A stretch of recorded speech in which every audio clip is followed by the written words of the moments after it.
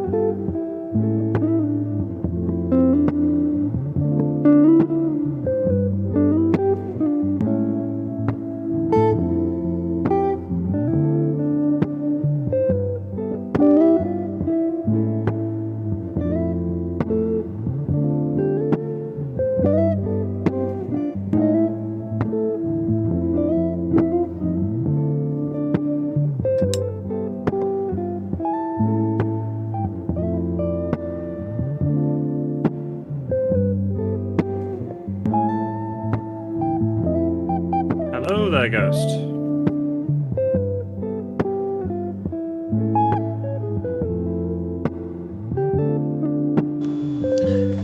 Dr. Fielder, hello. Welcome, everyone, to another episode of the Quamfy Roundtable. We have quite the day as per usual. Each one of these is jam-packed with topics we can discuss.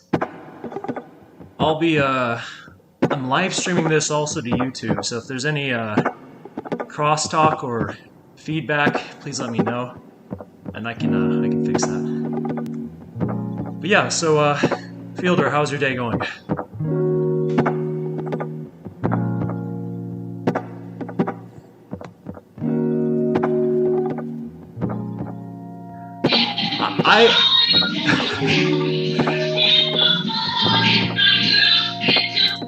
Alright, so my apologies, I was muted that entire time. Hello. Welcome everyone to the Quamfy Lounge. I am your host, the Ghost of St. Miklos. Welcome, Dr. Fielder. How are you feeling today? Yeah. That's a week. I'm sorry, could you say that again?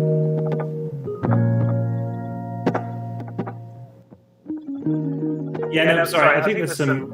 Is there someone playing music in the background? Anyway, no, it's fine. I think I had the stream on. No, I'm doing good, thank you. I'm very glad it's the weekend. It's been an absolute hell of a week, hell of a month, hell of a year so far. Yeah, absolutely. I think we can definitely say that it's going to be and has been one for the ages. So we saw today that the Unizin's token ZCX was released on Uniswap, and boy oh boy was it a release. I think we're sitting at 100x for anyone who was able to get an L pool allocation. So congratulations to everyone who participated. Really great stuff. Thank you very much. Really happy for you, whoever you are. You know, you don't have to tell me. You can just quietly smile, or if you're feeling like shouting from the rooftops, then go ahead. But yeah, so go ahead, Fielder. No, it's definitely whether or not you got in at the AME via the L pool, or whether or not you've got in today, or you're interested in it. I would suggest you have a look at what they're offering. I'm not saying to buy, I'm not saying when to buy, but I would recommend looking at it. We all know that Gilbert is an advisor on that. There's good reason why he's an advisor on that. You can you can look at the front page, look at the Binance links, look at the regulatory stance that Unizen will be taking. It's on the cards, people. It's on the cards. Absolutely. It's 100% aligned with Quant's vision for interoperable regulated liquidity across institutions, protocols, and frankly, you name it. And so when people, I think people still don't yet quite understand the depth that Overledger is going to be used here. It's going to be very fundamental, and with the amount of different protocols that Unizen is going to be incorporating, not just ones hosted on Ethereum, but also cross-chain with other, for example, Tendermint-based chains, Polkadot-based chains, and what have you coming down the line. This is going to be an ecosystem of ecosystems in its own right, and so the overlap between Overledger and Unizen is just it's a match made in heaven. There's going to be some great use cases coming out of this, and in particular, I'm looking forward to seeing how the MDAP incubator will birth new products, new coins, new networks, even built on Overledger. So that's something we can all look forward to. And by the way, it's sponsored by June Capital, who's a very reputable venture capital in this space, and they've been here since before the Ethereum ICO. I think it was 2013 when they started. And just having them on our side and the magnitude of experience and wisdom that they can bring to the table and help expand our own retail oriented presence, which we are sorely lacking, is just invaluable.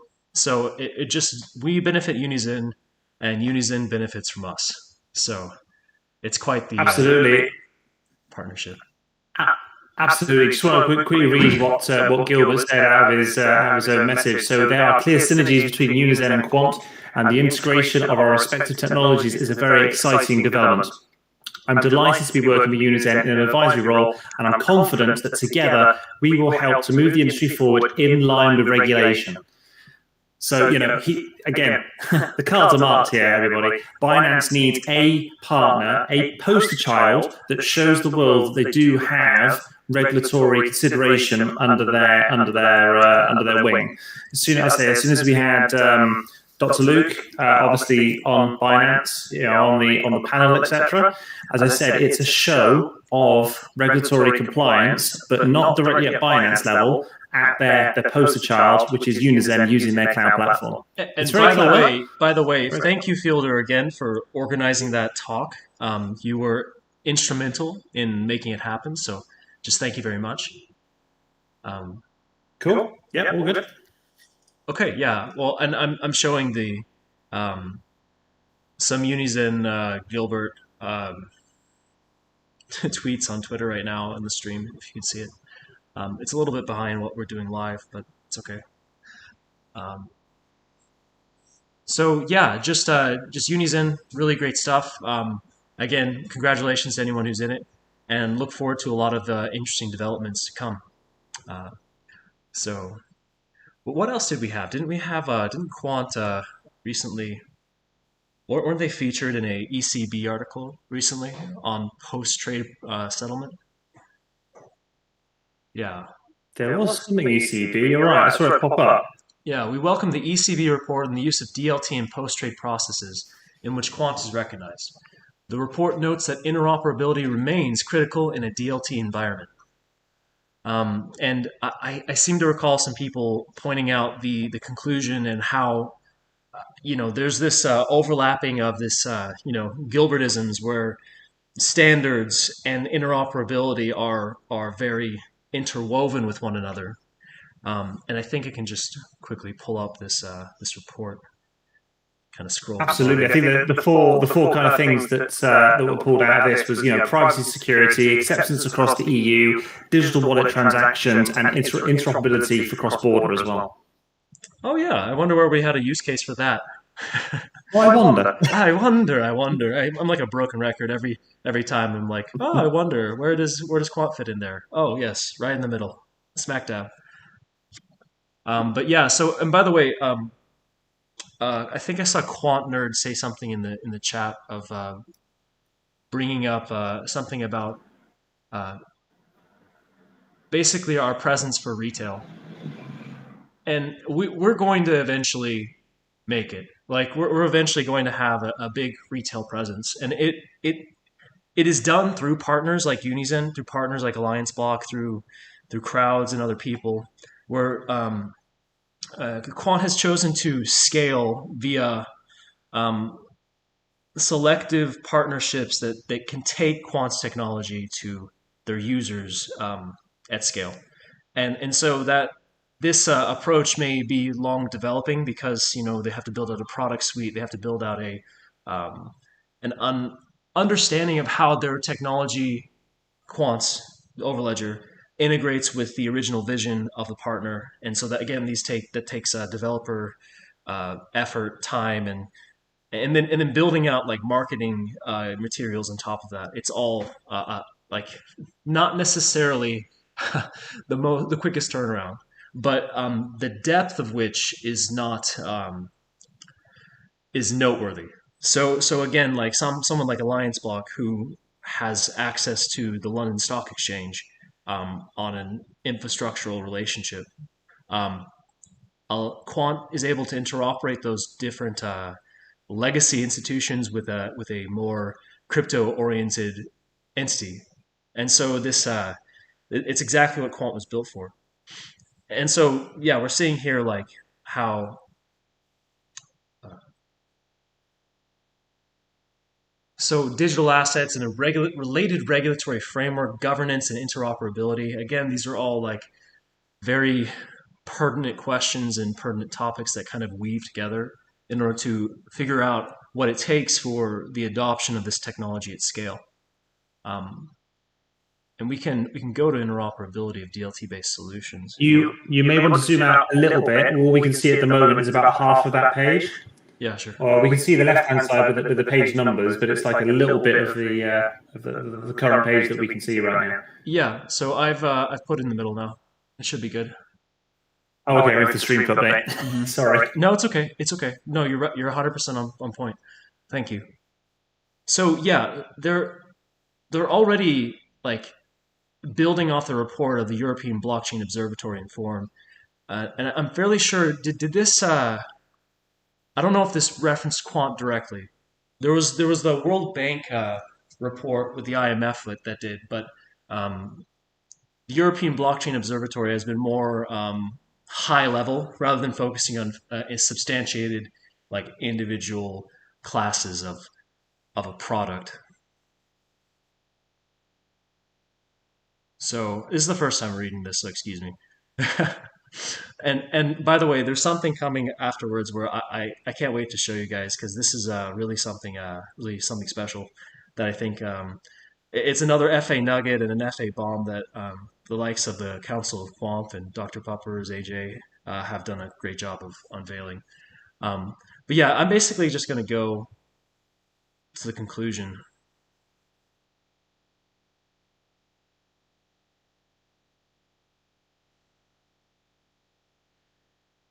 So, in the current landscape, a clear business case has not yet emerged for the use of DLT in post trade processes. So, saying that most are mainly experiments and internal prototypes, and how DLT based processes can coexist rather than disrupt current processes. And enhancing them, it's an obvious conclusion. So, and they're anticipating that regulation is going to catch up with this, and that um, ensuring coexistence is a key approach, so that we don't cull networks that may be systemically important before a transition can properly be um, facilitated. And so, and again, they point to standards between not only so standards to mediate individual groups, market stakeholders, and the infrastructure itself.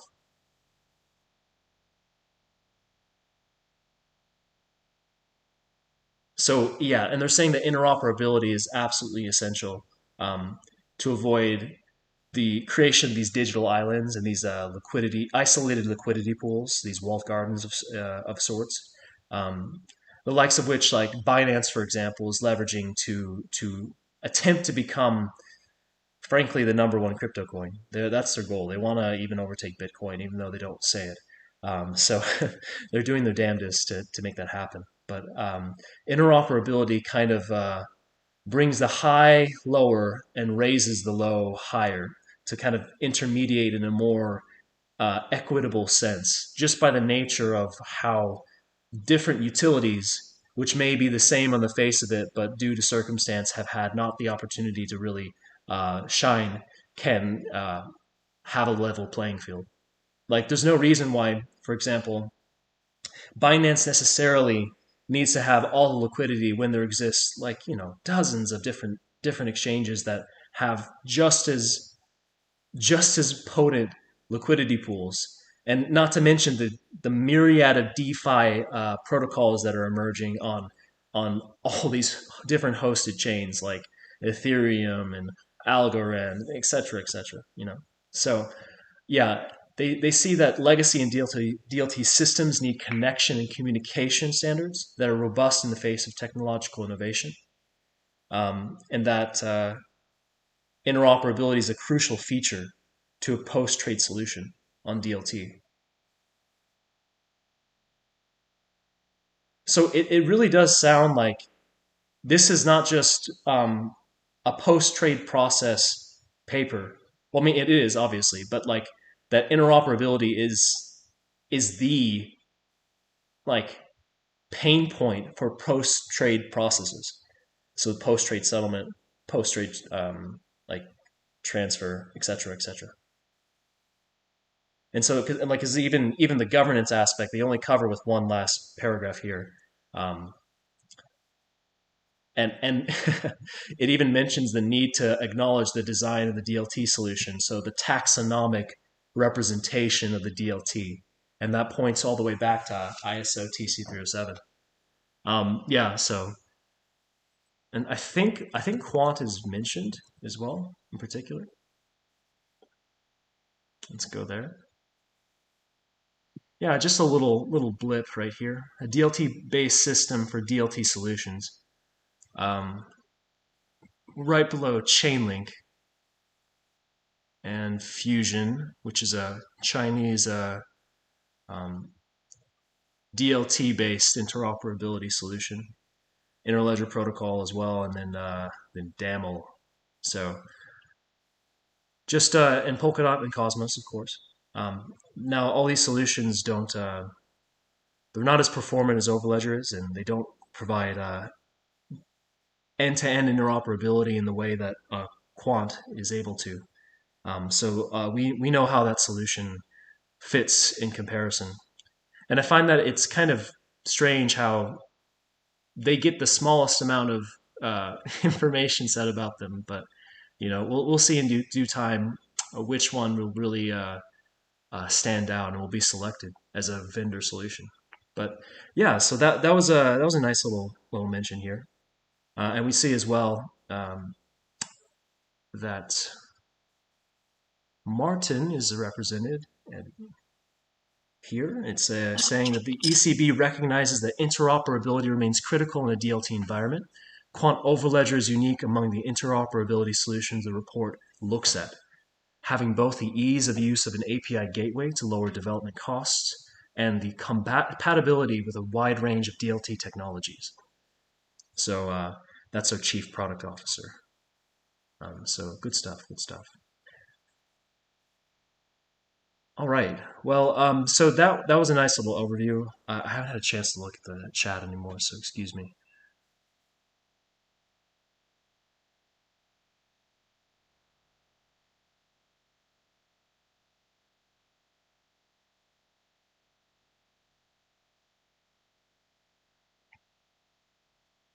Okay, yeah, cool. So if anyone has any topics they want to bring up, by all means, let's do it. And if no one has any questions or any topics of discussion, I'm just going to go into the main order of business today. which is the notion of a standards of standards and how Overledger, facilitating interoperability between DLTs and legacy systems, is is fulfilling that same niche that it's trying to do for DLT in the standards bodies.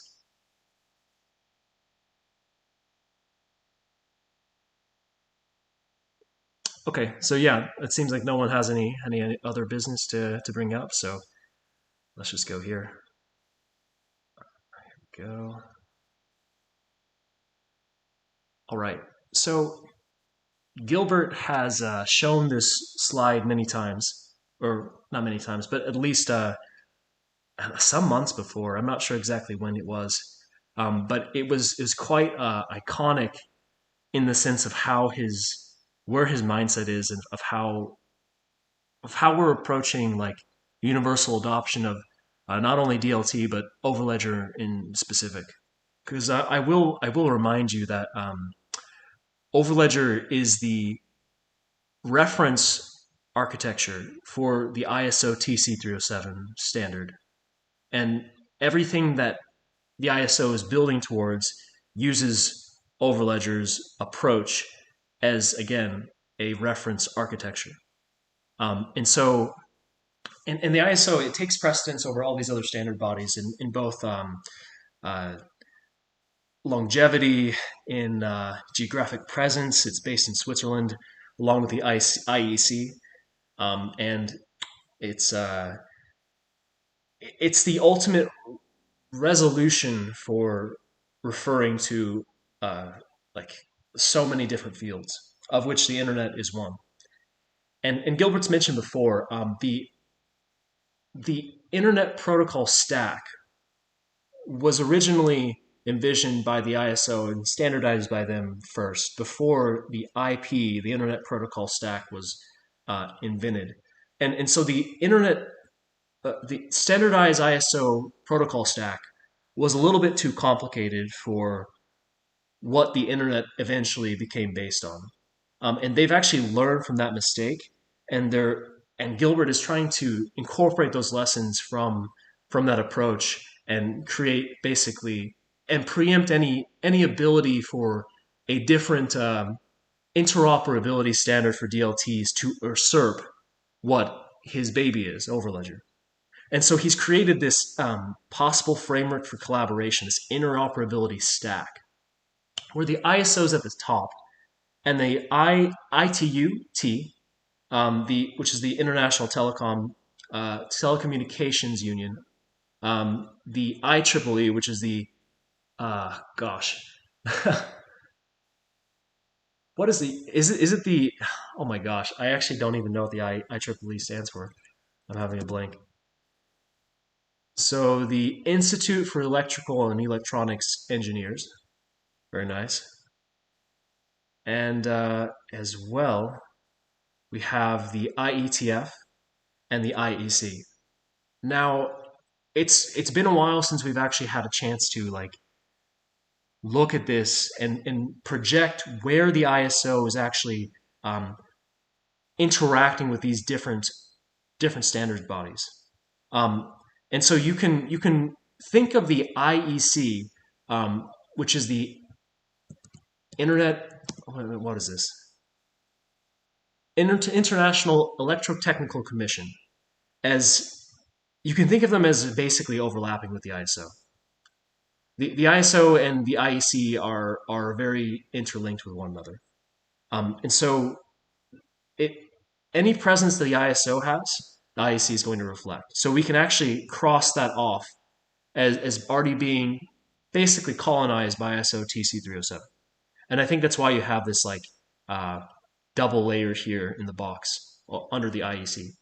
Now the IETF, as the other technical standards body they're approaching, is a huge focus for collaboration. We have ODAP and DGP as the main features of this. Let me bring this up. So, in the IETF. So this is the Open Digital Asset Protocol. Martin Hargreaves, Thomas Arjono, MIT. We've gone over this several times. And so we can see how Overledger fits into the IETF there.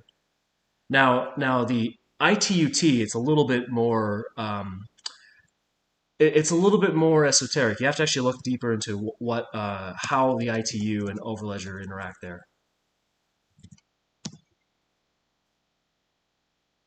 And I would say that the main method that we've seen an overlap with the ITU, a functional one, we actually saw this during the announcement of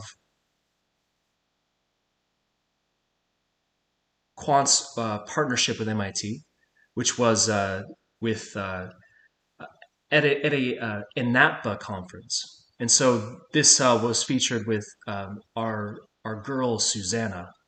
So Susanna is Susanna Maranhão from the Brazilian Development Bank. She's the vice chair of the ITUT focus group of distributed ledger applications. And so this she was on that conference call with Gilbert when he announced MIT's collaboration on ODAP. And Susanna as well was, I would contend, is our lead into the region of, in part at least, into how LAC chain happened. So you can check out how LAC chain and the ITU have several overlaps. So they even feature a distributed ledger technology reference architecture here, one of the focus groups. And so LAC chain was impossible in part because of the reach we had through INATPA, the reach we had into the ECB and the Eurozone, which again we've covered. It's really, there's a deep overlap with Overledger and these entities, and to boot with the ITUT, which again has had several feature with LAC chain. So they're mapping out the architecture here. We can see how we have a contributor contributing here. Ismail Ribas and all these different entities. But so the one entity, the one standards body that we haven't covered of note is, let's go here back, is the IEEE. Now I've basically, it's escaped our our analysis for quite some time. But I have to thank again the Quamfy, the Council of Quamf and Dr. Puppers in particular, because we've actually found a pretty seminal document talking about this, and it comes from the Blockchain Engineering Council. So I'm going to pull this up.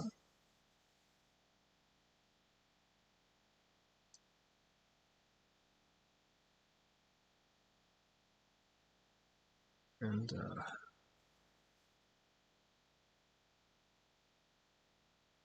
oh man, I'm having some difficulty with this streaming setup. You're doing just fine, buddy. You're doing just fine. Yeah. Okay. So my OBS is kind of lagging, but it's okay.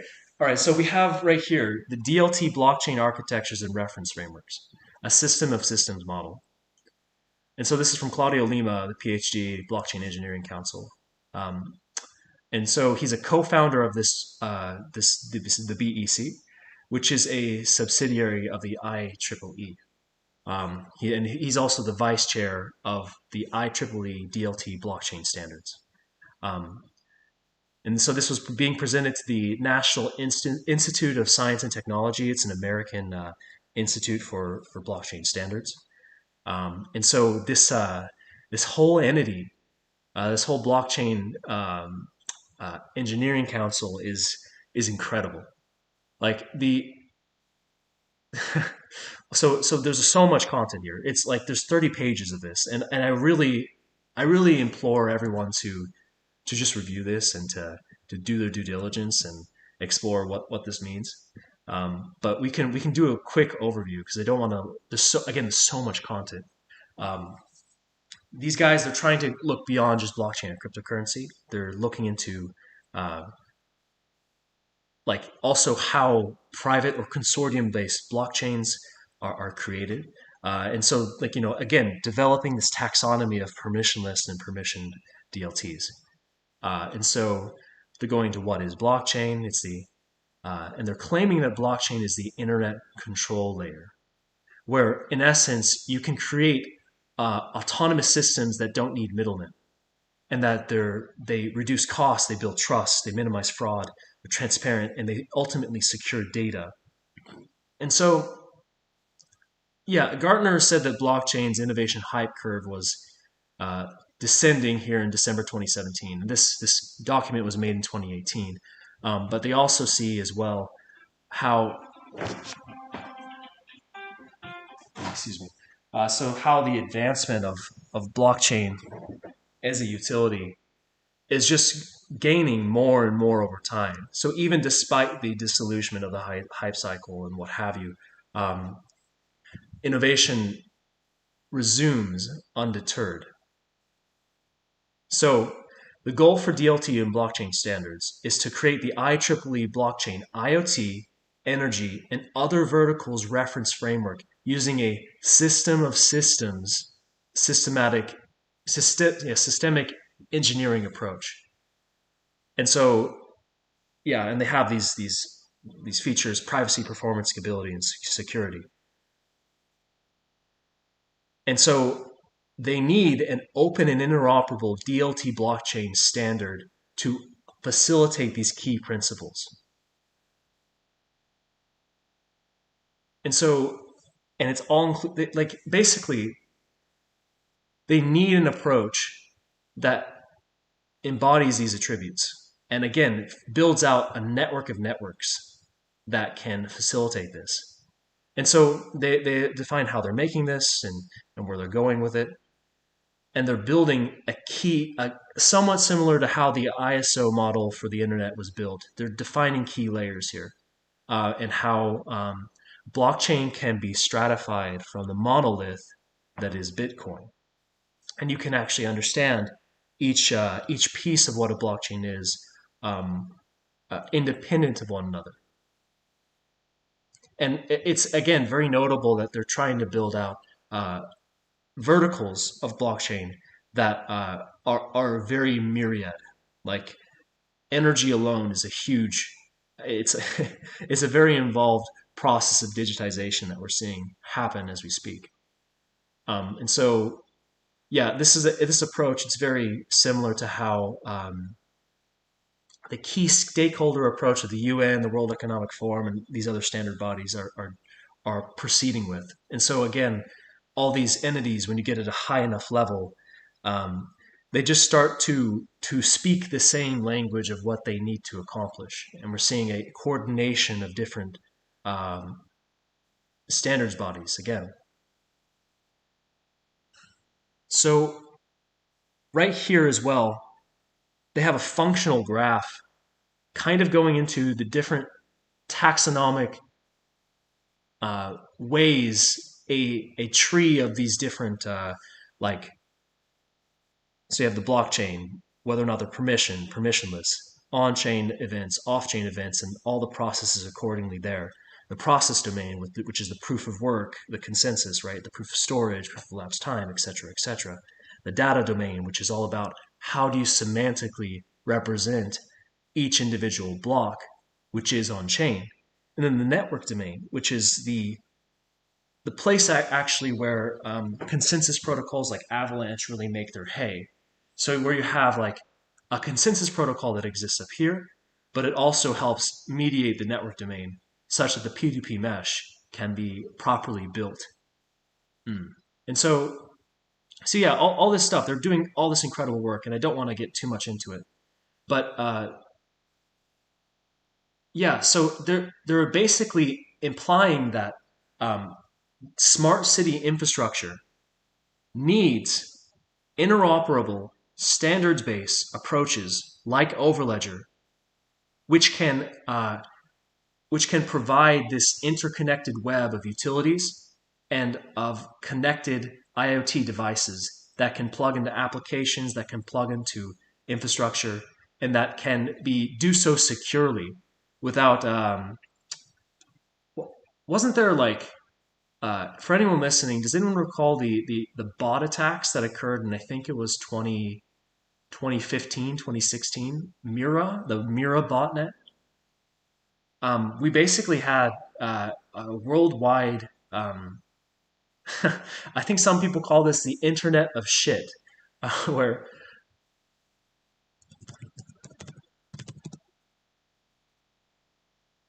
or the Mirai. There we go. Was it Mirai, the IoT one? Yeah, exactly. It was exactly that. Yeah. So we had unsecured devices that were connected to the internet, which, yeah,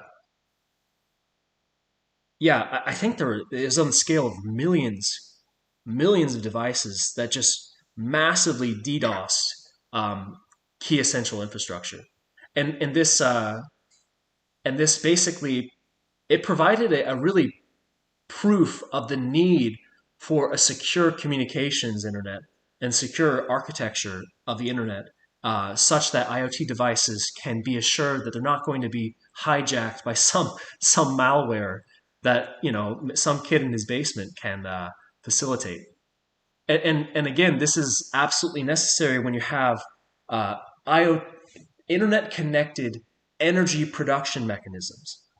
Energy is an absolute national critical infrastructure that it needs to be secure, and you can't allow someone like the Russians or the Chinese to take over and to be a to, to take over your energy grid from their own behind their own firewall. And so like yeah, and we see how like uh, energy has their own it has their own like ontological sphere where you have different actors acting in different situations, providers, retail providers, prosumers, so consumers that not only take from the energy grid, but if they have like a their own, I don't know, windmill, their own solar cell, if they burn their own fossil fuel, like if they're producing energy that pushes back in the grid, they should get paid for that. And so all these relationships need to be understood and to be standardized in such a way that it can work cross border. And it's funny because we actually saw this in the recent Great Freeze in America, where Texas is its own energy grid. Texas is actually separate from the energy grids of the likes of. I think there's a West Coast and East Coast maintained energy grid, but Texas has its own. And so the Texas energy grid was not built to withstand the likes of sub-zero temperatures, degrees, Celsius or Fahrenheit, temperatures that would have and it dramatically affected their ability to produce energy from the likes of natural gas. Like natural gas wells were just frozen over. So that was a whole vertical of energy production normally available that they couldn't even take hold of. And you saw actually that because of green energy regulations and limits to how much quote dirty unquote coal could be burned for energy production, that it forced Texas to buy like to buy energy by the joule at 100x plus rate from their neighboring energy grids. It was either that or face massive fines because the Biden administration did not uh, waive the fees in this extreme time. It was really absurd. So it really shows the need that if the energy grid was interoperable such that it could freely transfer energy independent and without the intermediaries that normally uh, steward and govern the edges of the network, then Texas could have had a much more smooth transition towards an emergency energy productive mode. So you find that something like an open blockchain energy approach is not only a novel way of making a like incorporating this like interesting technology which is DLT, but it actually creates a more robust uh, system that can better deal with extreme circumstances, which we're going to see emerge more and more and more as society advances and as we go into the frontiers of of space, frankly. And so yeah, you see here the DLT blockchain layer is this autonomous entity that's intermediating energy resources and service suppliers. And the regulatory body and the utility and operators and the online registers, they're all part of this. And even though the regulatory body is like, obviously the final arbiter, they still, they don't, they're not like, the buck doesn't really, how can I say this? They're not the blockage. Like they don't prevent things from happening. They're just kind of stewarding the autonomous process that happens independently of them. And so yeah, they just have this extremely, like, again, I don't know if like I don't know if we have the time or the interest to look into all this, but we're seeing how it takes so much to digitize what is a ultimately an analog system at the moment and to put it on DLT. And that's this process takes months and years and really decades to finally like hammer out and make um, part of our everyday lives.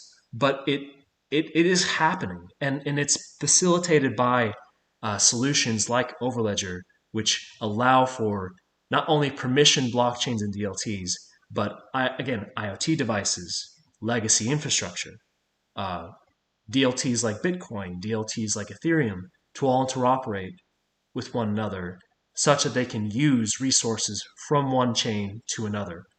We're talking about the tokenization of energy and the creation of of these energy credits that can be used as forms of forms of payment. They can be used as the basis for loans.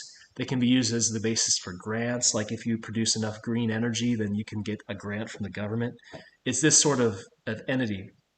And so yeah, and so it's yeah, the I and so this slide is really important here because it's showing how the IEEE on the left, which is the standards body, which is informing the blockchain reference architecture and framework, um, and there's this loop of refining standards and applying standards to this reference framework. This IEEE, if you look back, is plugging into the interoperability standardization framework that Gilbert envisioned with the ISO at the top. So the implicit relationship here is that the IEEE has a relationship with the ISO, which the standards-based approach of Overledger is facilitating. And again, excuse me, my open broadcast software is a little bit laggy, but it in general this is the way Overledger scales to be a standard of standards and to be a system of systems. So, and I think this slide right here, if it will load, please. Oh gosh, I'll have to like link it in chat.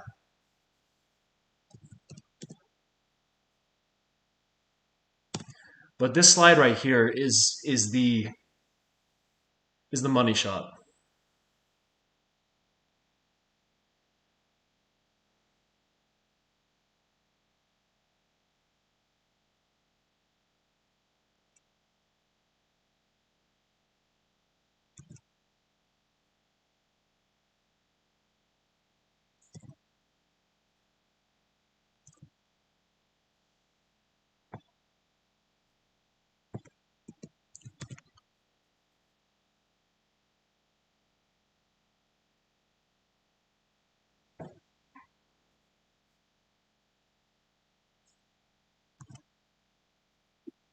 Are you putting that in the chat, Ghost? Oh, you are, yeah.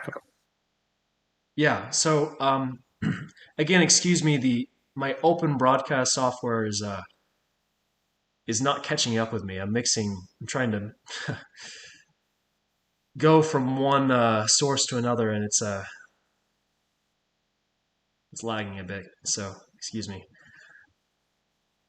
But okay, so this shot right here, which is again, let's try one more time. It won't even let me do it. Okay, there we go. Um,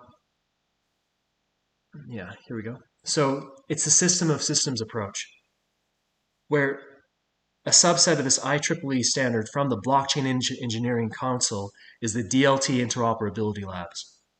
And they, through this open API approach, and with partners for interlab execution, we're talking about industries, universities, and other labs. So they're openly collaborating.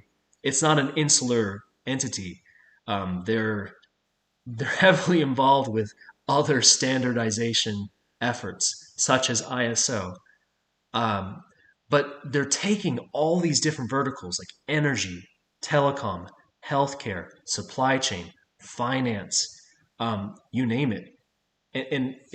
Like it said, they go on and on and on. The, the, the applications are really limitless.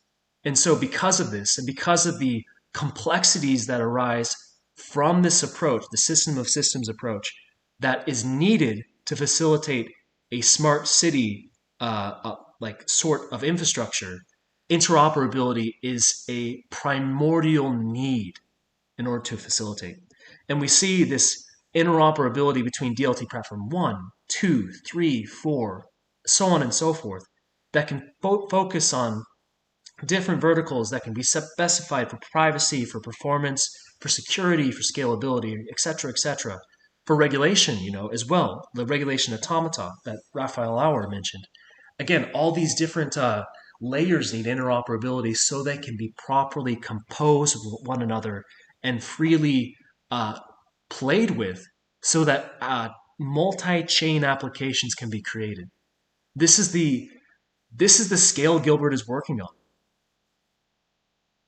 and it's full stack. The DLTs are the connective frameworks that facilitate the internet of trust to emerge. So not just the internet of things, but the internet of trusted things that can have some robust assurance that they're not going to turn on you, like the Mirai botnet. And to go further, we have a more recent workshop about DLT timing from Claudio Lima, again, co-founder for the Blockchain Engineering Council and the chair of the IEEE DLT Blockchain Standards Group. And it's presenting to the New York Stock Exchange right here. So, and here they are referencing the goodness about blockchain, right? And why it needs interoperability and standards. And now, as well, it presents something very interesting, which is a trusted timestamping service, which I can get into later. So they talk about blockchains here, the fundamentals. We've been over that. The key principles, again, we saw this slide before. And how we're seeing a transition from centralized cloud applications. And frankly, okay, I'm going to critique this a bit. The centralized cloud-centric application approach did not emerge in the 1980s. We started P2P in the 1980s, and we actually only saw, and it peaked with the likes of LimeWire and BitTorrent and all these different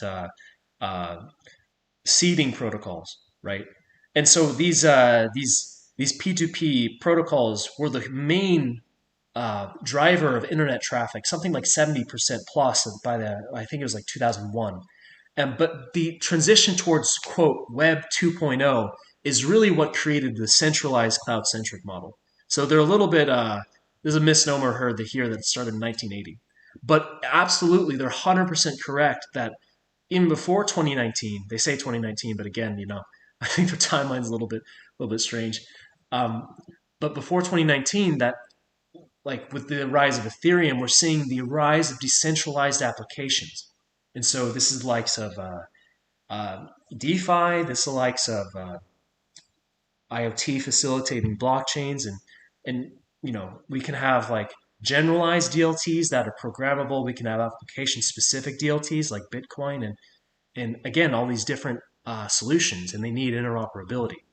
And so again, we saw this system of interest approach, this schema right here. It's based on the IEEE 2010 framework, which is undergoing. And blockchain is not only the technology enabler, but it's basically is the main one.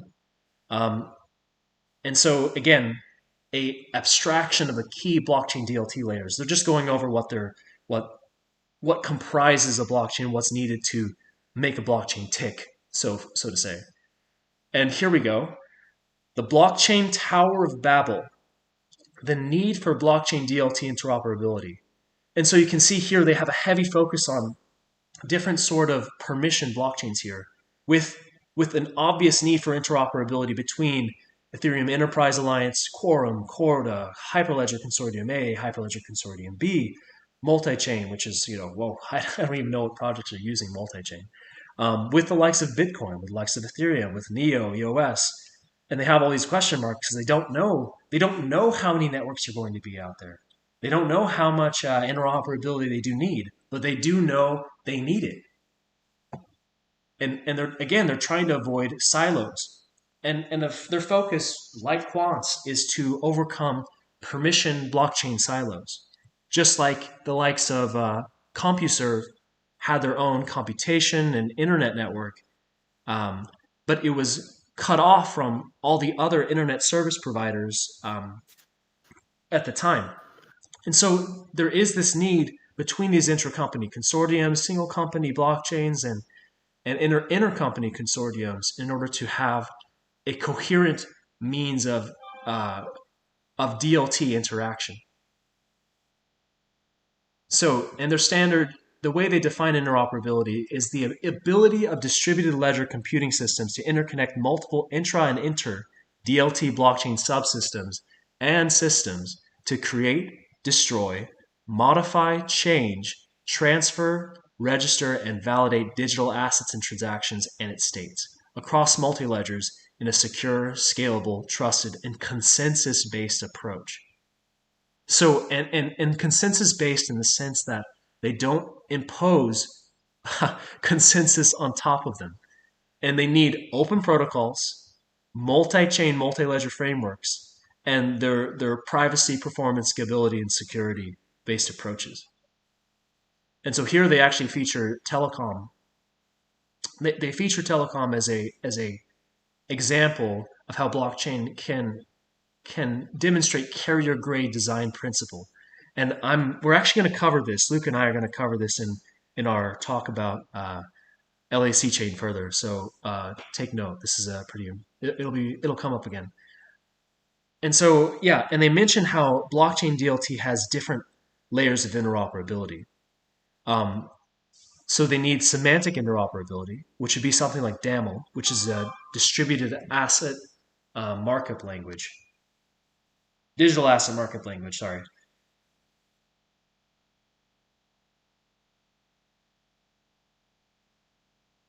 And so you need distributed application and smart contract interoperability, which would be along the lines of, wouldn't that basically be interchange? I think that would be. To where if you have multiple MDApps or DApps that have the same utility, you can interoperate their utilities among one another, or stack them such that you can have a composable like DeFi Lego creation mechanism. And then you have multi-ledger interoperability, which would be what the likes of MDApps plug into with treaty contracts and etc. And then middleware layer interoperability, the interoperability between the likes of like something like Chainlink and Overledger, and then cloud-based interoperability, so the ability to use multiple different cloud instances such as Oracle and IBM to collaborate with one another, which we did see in the past year. Oracle and IBM were able to interoperate each other's different DLT instances with one another. So you have to wonder how they did so, but I'm not trying to speculate too much here. So and they go into basically how a key fundamental principle, which is not just all the notary schemes individually in the different niches, but a common thread through all these different application specific or application general DLTs is the need for a common network timing system.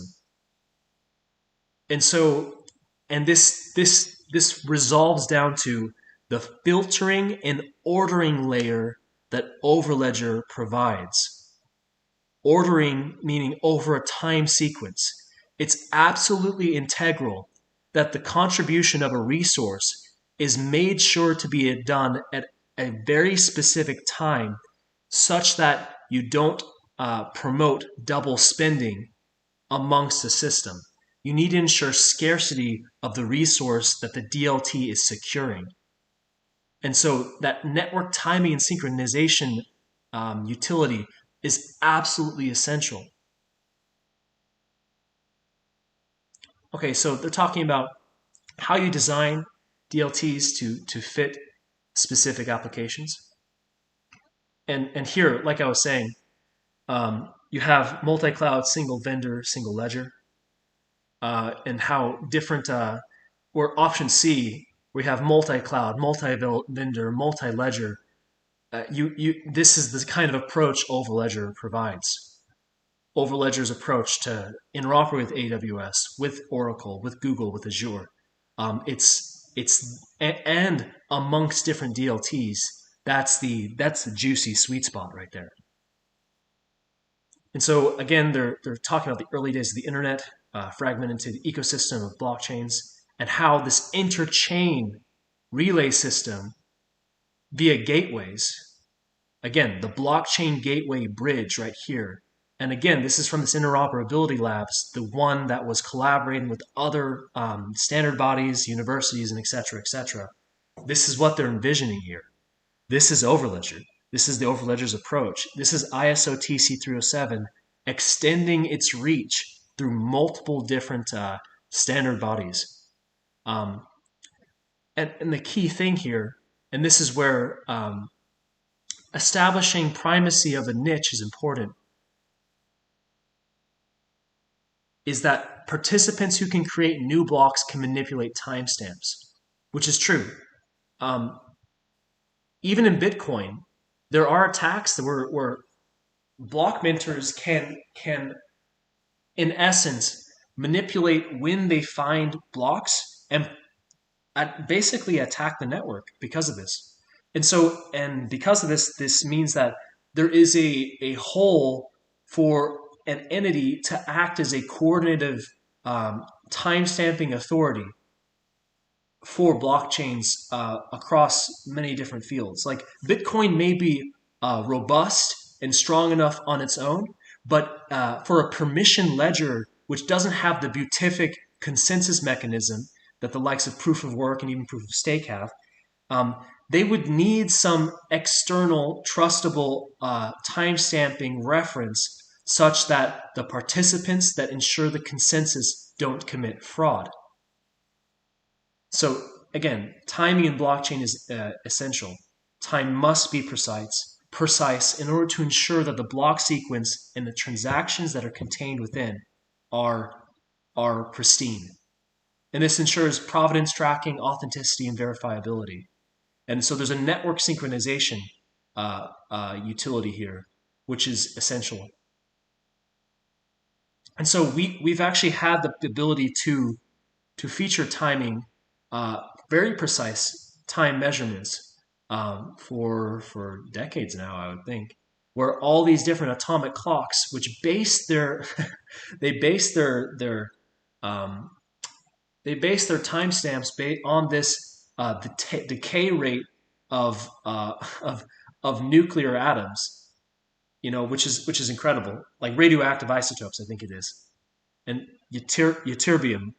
And you see all these different entities have these timestamping these ultimate reference points for time here. And they use all these 400 atomic clocks to calculate this universal coordinated time. And so, via this universal coordinated time and this distributed calculation of the estimation of time, you can create a DLT based infrastructure that can provide that niche, that time stamping service to other DLTs. And it absolutely needs interoperability in order to facilitate. It needs a filtering and ordering layer to make this happen.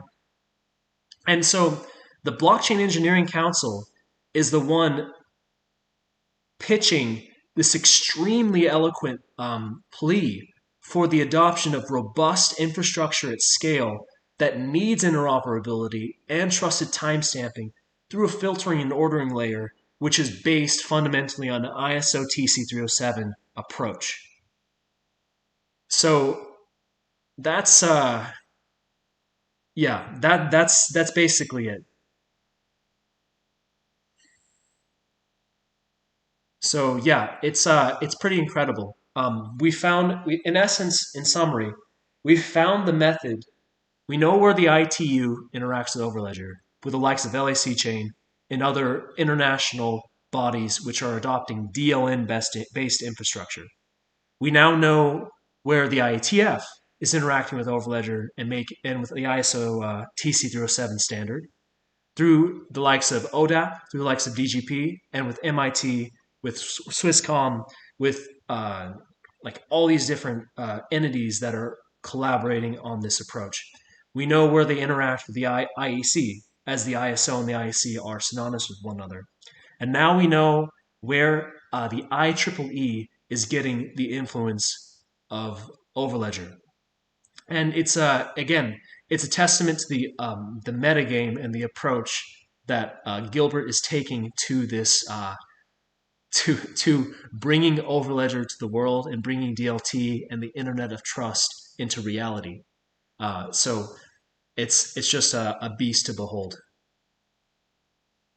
So I apologize. I was caught in the the stream of kind of digesting all this content. But if you all have any questions, I would love to hear it. It's a pretty interesting stuff, and I can also provide access to this. Yeah. So that was the document I linked to you before, right here. They were presenting to the NIST, which is again a national institute for software and technology. I think that's what it is.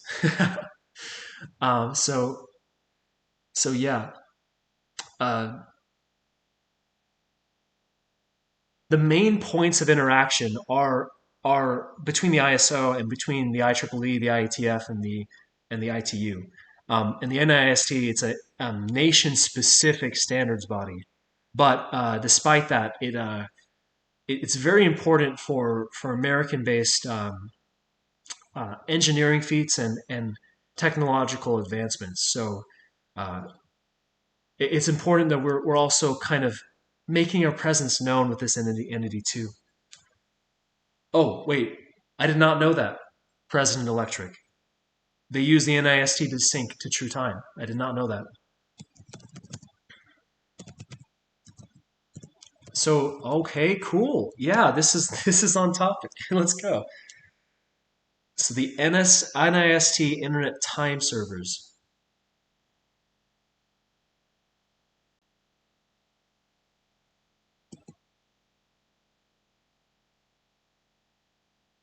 Yeah, this is new to me. I did not know that the NIST had this service.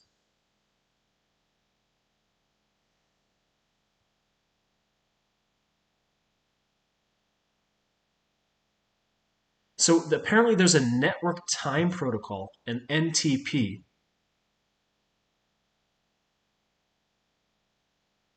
It's for clock synchronization.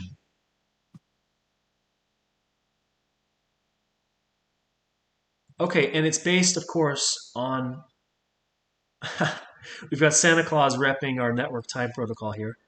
Um, but it's based on UTC, which was that series of 400 different atomic clocks around the world that coordinate each other's time sequence. So yeah, this is absolutely a necessary protocol for ensuring proper time stamping among different services. Again, this is like nationally critical. This is absolutely nationally critical.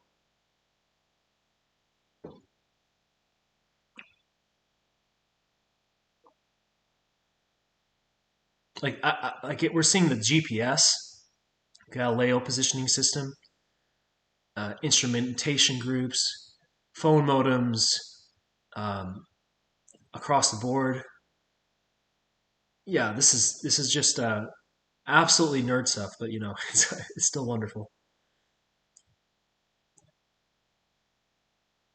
The different bit rates and the different requirements for the bit of each timestamp,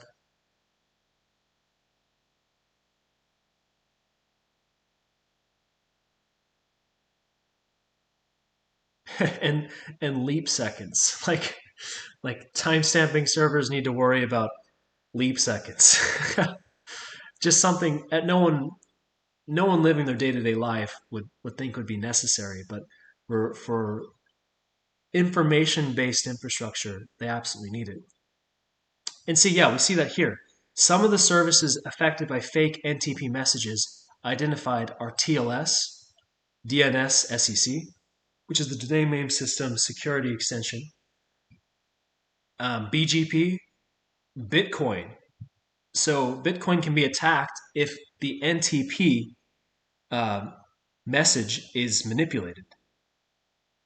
So yeah, again, this stuff is absolutely fundamental to the network security of crypto.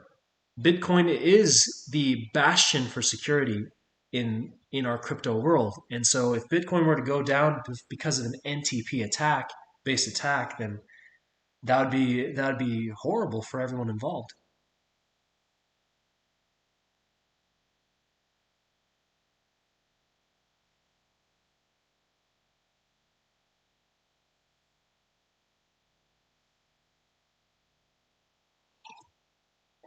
Yeah, Rami, I don't think we'll ever see cryptocurrency to 100% go to renewable energy. I think that's a pipe dream. There's so much utility that can be generated um, from cheap energy that is traditional, like more uh, fossil fuel based. Like we're seeing natural gas deposits that are normally burned off um, a, with having like on the site Bitcoin calculation rigs that can convert that energy into Bitcoin in real time. So instead of just like they actually just burn it away. They waste that energy. They just instead of wasting it, they just funnel it into Bitcoin production.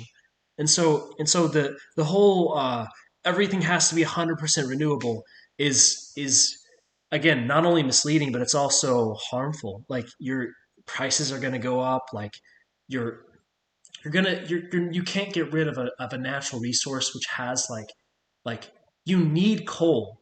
Like Texas needed coal in order to have like a situation where they would be secure in an extreme weather event. Which if these climate accords agree that um, that climate change is coming, then they also should recognize that having robust means of ensuring like consistent energy production is a key part of that, a key part of dealing with it. Um, and so I absolutely think that quant for sure can be part of the crypto climate accord, but I don't think we've been officially a member of it just yet.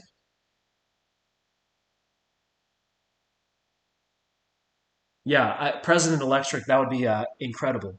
Um, Oath Ledger's pretty lightweight, so I think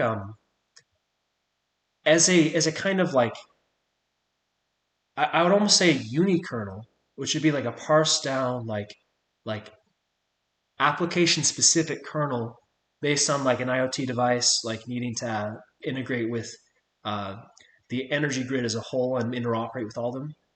That could you could see even like not only just supercomputers or regular laptops or even phones. You could see IoT devices use Overledger if they would take that sort of approach. It's possible. It really is. Like Overledger, if properly architected, can spread everywhere.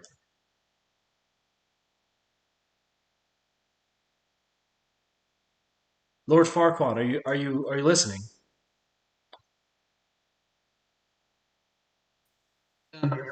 Yeah, we haven't talked about DAPI yet. Okay. What remind me what DAPI is again? It was the Syngem IoT microchips with some kind of operating system, quote unquote, already pre-programmed in How do you for spell it? Isn't it cross. Signum? Yeah, Signum. Oh, is it? How do you spell this? Okay, okay. Let's go DAPI API.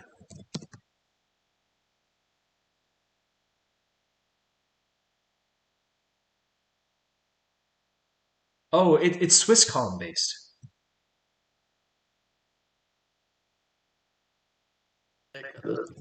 Yeah. Well, so why I missed the relevance. Not that it's like not interesting, but I'm.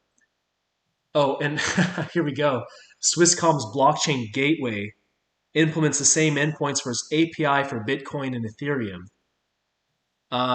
Yeah. So Swisscom has a gateway approach to integrate different blockchains.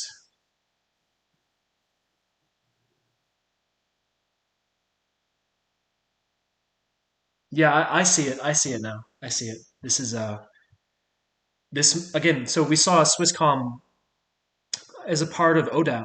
They contribute quite a bit. Uh, it's JSON based again. Overledger and Overledger's SDK is uses JSONs all the time. Um, though this is a common that's a common API standard. Sorry, I meant to say the Java and JavaScript based, but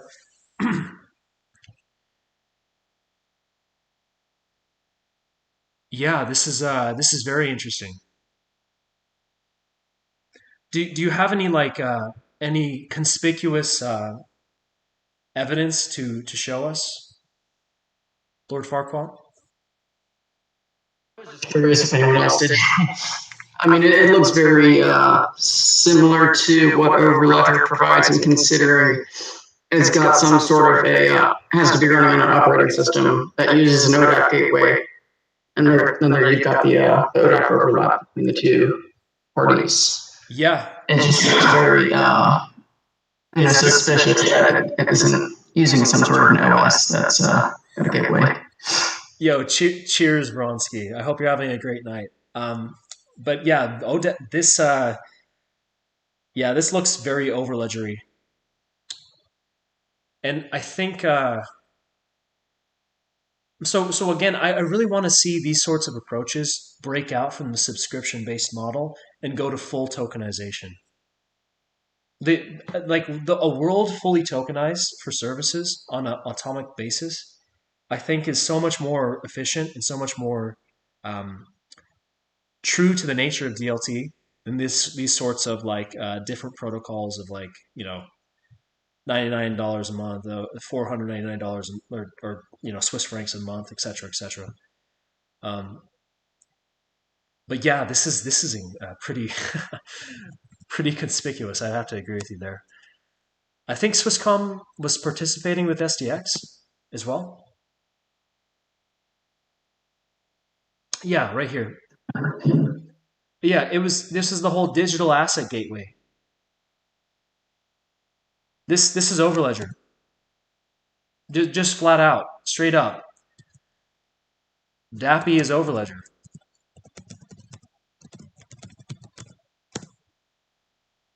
There's no doubt in my mind. I mean, this is it's FINMA. We're FINMA regulated.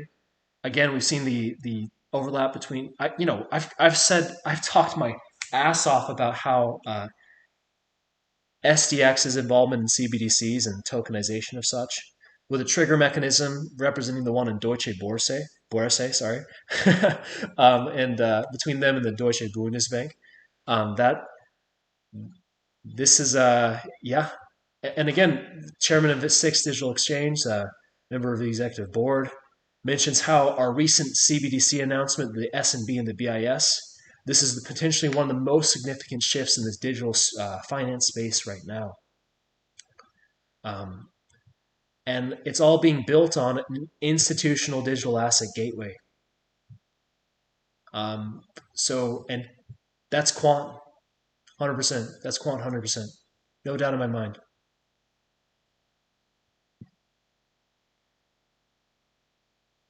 Great stuff. Thanks for.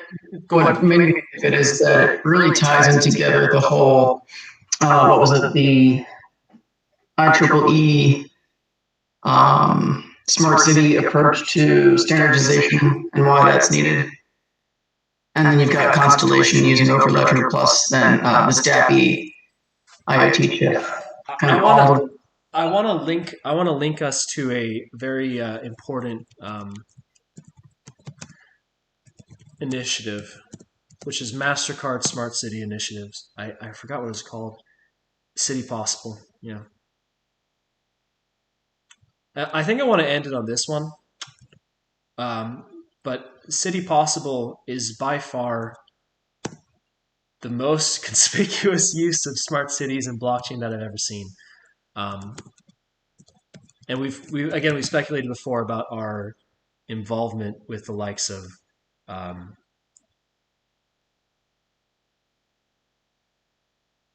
MasterCard. Give me a moment.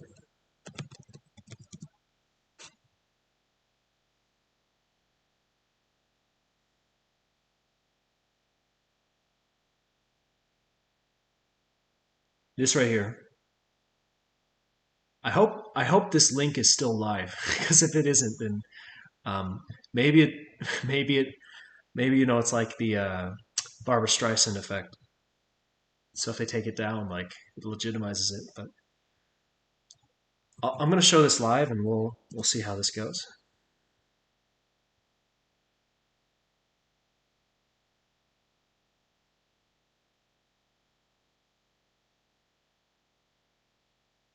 Yeah, it's still going. Good, nice. Okay, so check this out.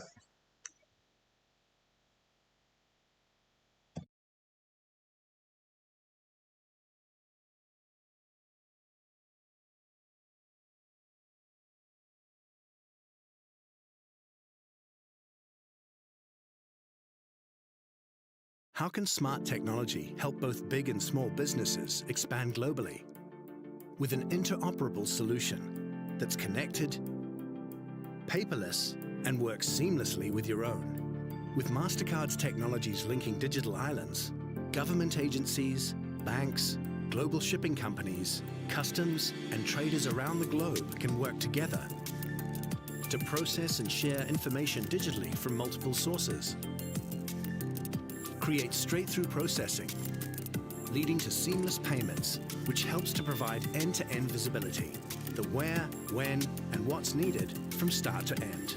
This reduces operational costs and the risk of fraud, enabling better financial access, especially for small and medium enterprises looking to expand globally. These are just some of the ways smart technology can help businesses trade efficiently across the world on the network of networks. MasterCard, your innovation partner for seamless global trade. All right, did anyone catch that? They talked about end-to-end interoperability being a network of networks, and oh, it was silent? Oh, that's unfortunate. Okay, well, watch it on your own time, please, because it's by far the most conspicuous use case of an interoperability solution for a smart city that I've ever seen. Yeah. Oh, okay. Yeah. Exactly. Thank you, Lord Farquaad. The YouTube live stream, it'll have it. So in essence, we have a trade finance solution for data exchange for small and medium, so not all sizes of enterprise, but also for small and medium sized enterprises. Um, but they feature end to end interoperability and also finish the whole thing off with coming to you from the network of networks, Mastercard. So the and this is all being facilitated and hosted by the likes of City Possible. So this is one of the most fundamental pieces of FA that we have, and it's 3 years old. So only God knows what has been developed since then. So yeah, it's been a pleasure hosting you all on the Quamfy Roundtable again. Uh, I'm doing my best to serve great content to you all. Please stay Quamfy.